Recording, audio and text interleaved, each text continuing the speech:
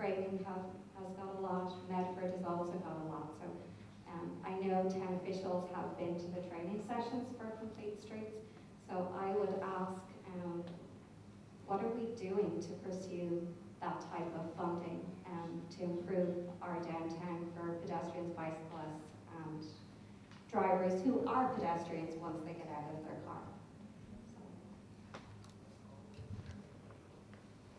That's very true. I've been to the training for Complete Streets, and it's a good program. It's about pedestrianization of streets, making the streets available not just for vehicles, but for not for cars, just for cars, but for everyone, for the elderly, children, so that streets really do function for everyone. We have attempted to try to pursue that with trying to get the mission statement that you have to do first. That is, I think, before Mr. Stinson to be worked on, and he's been working on that. So that needs to be adopted first by the Board of Selectmen. That we would have a policy statement on Complete Streets, and once you do that, you're eligible to begin to submit the grant request. Right, it's a 2-year program currently. I think the expectation is that MassDOT would expand that funding opportunities, but what's the timeline on adopting a policy in town? And that, because you need to have the, like you said, have the policy in place. There needs to be some funding for the design of improvements, which MassDOT do not fund, but they do fund the big ticket item, which is construction. Right, so you have to design it first, pay for the design work first, the survey work, and then submit that for the approval and the funding. I just wanted to make sure that that was known, Yeah, that this is a really great opportunity. Yeah, yeah. You are in the transportation planning field, and this is your field. Right? We've talked about this, and it's a great idea to try to do that. We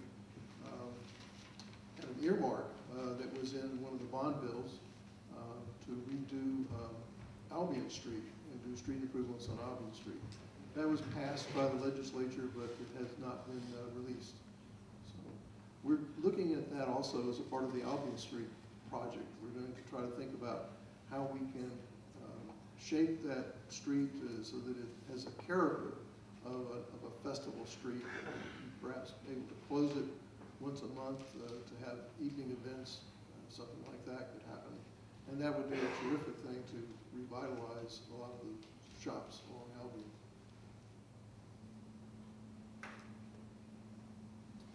Steve, right here, and then Joe Marshall. I moved here about a year ago, partly because seeing so much potential in Wakefield, but it is potential, and I'm here because I kind of wanted to hear, what somebody's vision is, and obviously this presentation is a great start. There was a lot of mentioning about old master plans and possible looking at future. Can you speak a little bit about what you're looking at in that planning is, if it's throughout the whole town, just the downtown, the different levels of, if that incorporates traffic studies and other pieces of the master, of a potential future master plan? The plans that we did a few years back were generally massing studies where we would encourage higher density development, perhaps at the junction, some of the downtowns. We suggested that some of the downtown buildings might be replaced by 3- and 4-story buildings with housing over retail. Last year, we took a zoning amendment before the Board of Selectmen. They endorsed it, and the Planning Board also endorsed it, and it moved forward to town meeting and was passed by 75% of the people at town meeting. That zoning change allowed mixed-use development by special permit through an easier process than we had previously. And subsequent to that, we have a project now underway. The ground was broken for it about 2 weeks ago. It's under construction on North Ave, 175 North Ave. That'll be 60 units of condominiums above retail. The zoning change would perhaps leverage developers to look at sites in the downtown, like the Bank of America site, where Hart's Hardware is located, the Cafe Molise that's across the street from the CVS. This zoning change, I think, is going to bring about some changes in the downtown. It was talked about for a long time. The master plan proposed it. So we now see some of the beginning. You may have read some of the articles in the paper. There is some backlash. Some people think it's too much and it's happening too quick. So it is in place and it is beginning to work. Your RADA's effort is about streetscapes. Generally, those cost a lot of money, and you have to design them all up front. The town designs them. Reading did that over a series of years, doing incrementally a couple of blocks at a time. They would pay for the survey work, pay for the engineering work, and then they would get in line for state funding to actually put the improvements in place. And what we witnessed in Reading was that they ended up lowering Route 28 through their main street, perhaps 3 feet. The construction took many months, almost 3 years. Some of the businesses went out of business. So we don't know that we want to impose that on Wakefield. That would be a very big discussion with the merchants and the property owners about the construction impacts of changing that street. Main Street had a trolley line down the middle of the street, so it has a very high crown. If you wanted to widen the sidewalks, you would need to lower the street. And that would take a terrific amount of expenditure. So we've been trying to nibble on the edges, doing incremental little things like zoning changes, this Albion Arts District, to try to just bring more activity first before going headlong into a big streetscape improvement program. The bump outs are been limited for many years because of fire trucks and the turning radiuses for fire trucks that come out of Princess Street that are right there at Rada's. That's why there's no bump out there. That's the turning radius for a fire truck to exit from the station and make it to Main Street. All of that could be looked at again, but I agree that the crossing distance across Main Street is pretty significant. You're exposed to a lot of steel before you get across that street, and the lighting is designed in an economic way that was done probably in the 70s. Perhaps there could be a greater intensity of light on the street so you can see better. But these are all good comments. And all have been sort of tried to think about them in the master plans in the past and in the conversation we do now. We just got through the recession. In 2008, the town did a lot of belt tightening. The town's beginning to try to expand and look for horizons now. We're even talking about dismantling the Rockery, which is one of our greatest assets. And it seems to have been one of the things that attracted so many businesses. So I'm very concerned about dismantling that or changing that without doing other things first. That's sort of my thought on that. We'll get for the first Steve, time. yeah, Steve, we have one more in the back there first. Back and then we'll get people for the first time and then we'll come back. Yep. Hello, I'm curious in regards to, Just put it close to you. coordinating with business around the lake, for instance, the rental for kayaks and paddle boats, if there's any consideration of like a coupon book or more advertising to draw more people downtown, but also in regards to the health of the lake, is that maybe a different committee? Yeah, the health of the lake is definitely a different committee. I'll talk about that second. The kayaking place, absolutely. I think that was started. I'll make sure that they continue that. We certainly have a much more vibrant chamber now than we did, and they can certainly help with that.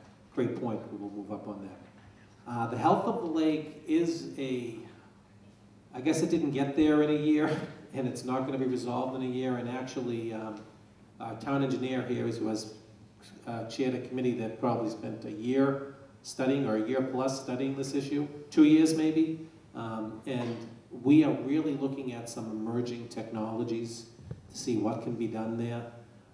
I think it's a combination of a lot of issues to bring that back to a healthier situation. So that is on the horizon. I gotta say, stay tuned, and I'm not gonna promise it'll be back on the agenda in May or next November, but I looked at a new technology the other day that talked about taking some of the cyanobacteria or algae, the things I learned, and actually a company that makes that into sneakers, of all things. No, it's crazy. I mean, and so if that's something that we could use to help out with that, I'm certainly all for it to start. I won't solve the problem ongoing, but it's something that we're looking at. Okay, I'd actually like to help on the committee, so if anybody's here, I can talk to them afterwards. Okay, that'd be great. Thank you.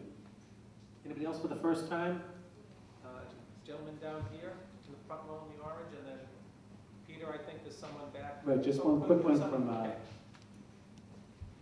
I just wanted to make sure that folks understood that from the state's perspective, the town has done a very good job making the state aware of the needs of the downtown, and quite frankly, trying to kind of connect between transportation and what's been more traditionally looked at as economic development. And to the credit of the town and the merchants, the Secretary of Economic Development, Jay Ash, came to Wakefield. I wanted to make sure, that, Steve, that you and the folks that are the leaders in this get the proper recognition for engaging in the state, both under the Patrick administration and now under Charlie Baker's administration, and bringing folks out. And Jay Ash has taken an interest in what's going on with Albion and some of the other projects. He's also been, to his credit, quite candid about what the town, from his perspective, needs to do to access some of the funds, like complete streets, like the bond money that we're talking about in the MassWorks program. So very engaged, but also very candid, and I can tell you firsthand that they very much respect the work that the community is trying to do to tap into those programs. Thank you. Hi everyone, my name is Julian. I'm the owner of Rebirth Body Transformation Center. And there's a lot of talk about new business and drawing new business downtown, so I think it's probably appropriate for me to chime in a little bit as someone that recently opened a business 2 years ago in the town. And the things that have already been touched upon, which was like when I was looking at where to, looking at inventory in the town 2 years ago and to relocate my business from Boston up to here was, looking downtown, I was looking at two things, which was the varying aesthetics of the downtown area with the high-end service that we offer. Did that really match the aesthetics of of Main Street? And then additionally was parking, and I can tell you 2 years later, we're coming up near the end of our lease in the next year, and we're outgrowing our space, and we're looking at expanding, and 2 years later, here we are, and I'm looking at, I just don't necessarily see a reason to relocate to the downtown area. Being a new business that primarily we generate our own business. We have zero visibility, zero foot traffic, all of it's done online. This is how the new business is done. And we have something to bring where it's like if we found a place that had a storefront, we would be bringing additional traffic. And I don't want to get into past discussions just because I'm new to the town, but as you can see, is most people are moving out of the city. Young families like myself, are buying in the area outside of Boston now. I guess it's something that really just, I haven't been here. I don't know what the issue with the parking is, so obviously by your response from when that was brought up earlier, it sounds like a pretty, it's a lengthy, I'm sure it's been discussed at length. I think the thing is, right now I'm on that cusp where it's like, so the inventory, even though it seems like from Peg's analysis, that there is inventory. From what I see, it's not something that it looks like appealing to a business like mine, and we're honestly looking at other towns in the surrounding area because we can generate our own business, you know? So it's like, it's not something that having 2 years invested in Wakefield, where you say like, I understand about being part of the community, that it's like, this is something that we've already started working on, we want to stay here, but we're looking, it's one of those things where it's like, I'm trying to find reasons to be able to relocate downtown, and if parking is one of those things, it's like, we're new people coming in, I just want like, maybe like a sentence or two of like, what are the solutions a business like mine can look for, you know? You know, like, what would draw us downtown? What was your business, sorry? Yeah. So we're a fitness center. So, but we're the community-based fitness center, and that's where fitness is going. You know, not people going to the gym, being on the treadmill by themselves, like being involved in services. Everybody's invested in the place. It's a higher-end service. You know, the cost per month is significantly higher than they would get at any of the other local health clubs. So these are the people that towns like this want. We're drawing people from, you know, a 5-mile to 7-mile radius that are driving specifically for us, and we bring people that are spending significantly more money than the $10 a month gyms. You know, so those are the things that, like, when I look at it as, you know, like we're an asset to the town, it's like, I'm trying to look to say like, well, what's the draw of going downtown? What's the draw of going to Main Street if those two issues are, you know, significant? So. Okay. Thank you. Yeah.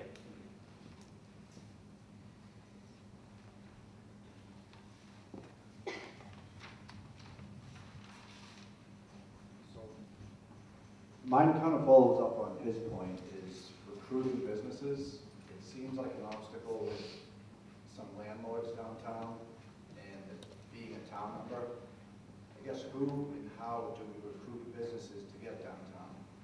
Because most of the speech before was about comparing downtown Wakefield to Market Street, which is obviously very difficult. But when the money's being spent is Market Street, the malls, Route 1, and downtown could really use better business recruitment. And I'm just not familiar with who does that, how we do that, and how does the town get involved in who the landlord puts in their building? So I guess what are the steps to improve that? So I think that, I'm not sure everybody could quite hear you, but I think your question was about what role does the town play in business recruitment? Who does it, or how can you do it? And I think that the public sector probably, and a group like Main Streets, have different roles to play.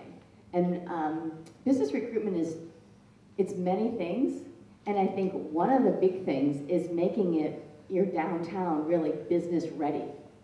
So some recruitment efforts are place setting, you know, making it a place where people want to go, where businesses would want to land. And so there are a lot of the things that we talked about tonight, the kinds of improvements, I think also make your town ready and make a place where businesses want to go. So business recruitment is not just going and saying, oh, I've identified a store, let's go talk to him. That's one piece. But I think another piece is making your downtown retail ready or restaurant ready or business ready, a place where somebody wants to go, and addressing the needs of businesses like yours, that this is a town we would want to go. And I think that's part of the role of the public sector. I think also public sector is making it appear that your town is business friendly and that they're going to work with the town, so you break down any barriers there are. In some towns that we've worked in, I'm not going to talk about Wakefield, I'm not familiar with Wakefield as much, but there has been barriers in sign improvement, zoning, permitting that makes businesses less likely to come here. So I think making it very easy and making it business friendly and giving, maybe some communities have created like an ombudsman sort of role, identifying somebody in town hall that when there's a business, they take them through the process and help them through the process. So I think that's one thing. I think business recruitment information. So in small towns, you don't have commercial brokers like you do in Boston that are taking care of all these properties. And so what you have in towns like this a lot of time are for rent signs out on the properties, or you have some brokers that are mixed residential real estate brokers. But it can be helpful to do business recruitment fact sheets you know, or information about the town or the market. So that's something that a group like Main Street could do, or town government can do, but that's another role, is to provide information. And then a group like Main Street or the Chamber can also be effective by actually identifying businesses. A lot of times you start with other communities and businesses that have more than one outlet and trying to identify them and contacting them. So those are, you know, some of the roles and programs. There could be some communities have got programs where they are encouraging, you know, there's storefront improvement money or signage money, so they're encouraging businesses to come because there's a financial incentive. I worked in Pittsfield, Massachusetts, and one of the interesting things that they did when we were working there, everyone kept talking about they wanted a cafe coffee house, independently owned cafe coffee house, not a big chain. And one of the sites that was vacant, they set up the windows to look like there was a coffee house already in there. And they put tables and chairs in the windows, and they put a signage, and it looked like there was a coffee house there. And they put a big sign that said, "Wouldn't this be a great place for a restaurant?" And they got a restaurant. And so I think sometimes it's creative kind of things like that, you know, that can help and can work with business recruitment. It's targeting the kind of businesses you want to be, you want. It's also being a place where businesses want to go. And whatever we can do in the public sector or business communities or Main Street to get that to happen. I think Amanda wanted to.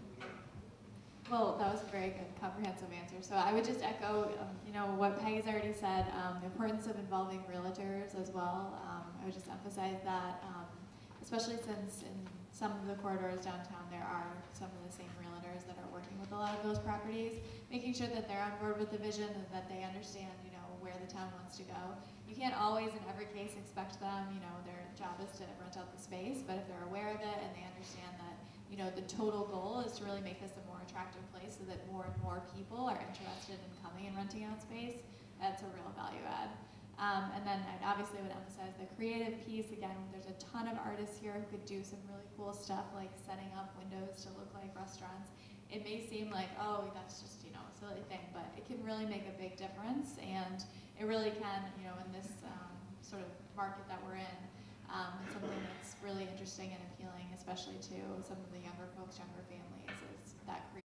People in this room that have talked about, I think that things are really important about the ease of getting to downtown, the ease of getting around downtown, beautification, and whenever those questions have been asked, there always seems to be a problem or a challenge. Well, we need to do a design and a plan, and we have to get approval, and we have to go to the Board of Selectmen, and then we have to do this, and we have to do that.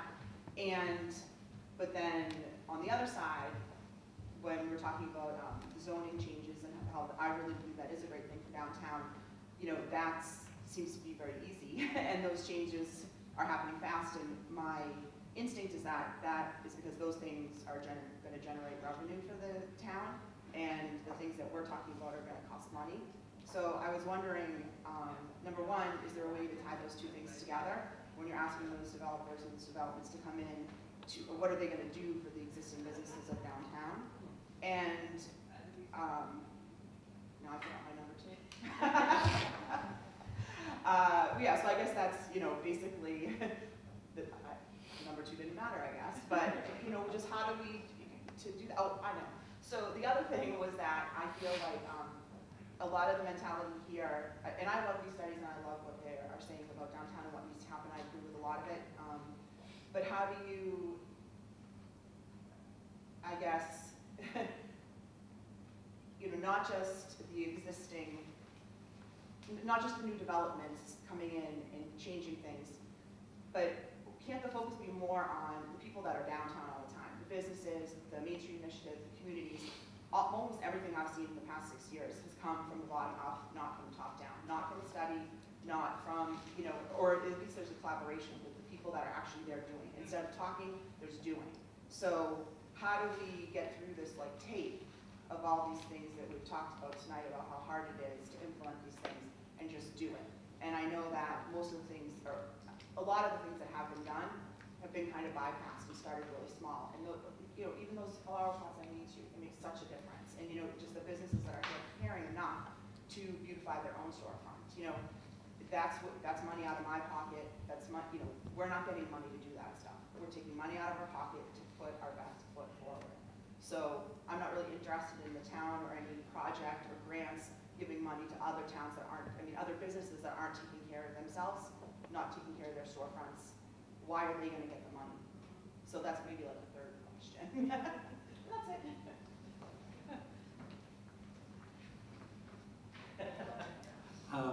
One thing that we are working on is for existing businesses, okay, is a facade program, working with some of the local banks, and I think Main Street is working on that.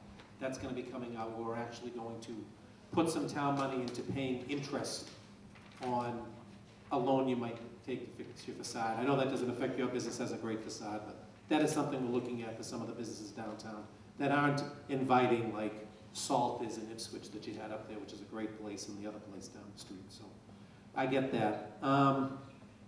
You said that zoning changes are easy. I think those of us who go to town meeting would say that that is not easy. I know that it's easy, but like your face changed and you were like, yeah. Yay, zoning changes. Yeah. You know, as opposed to like when other people here were saying, oh, let's do this, let's do that.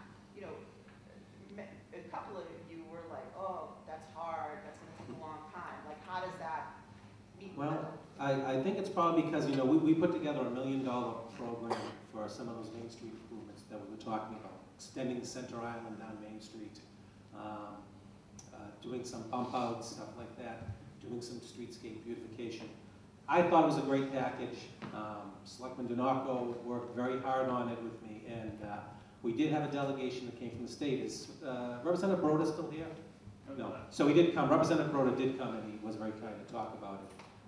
We had business owners there. We had other people there.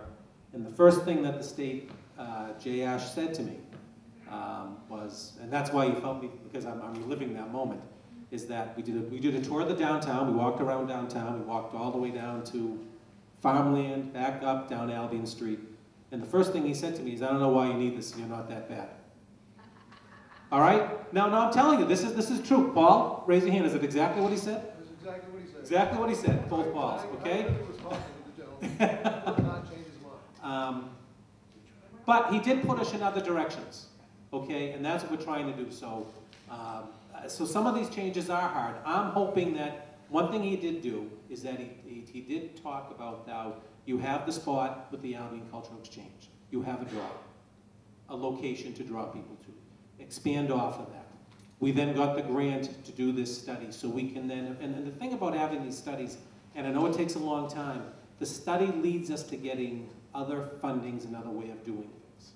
And I know that people were very kind to say we're in much better shape than we were financially a few years ago.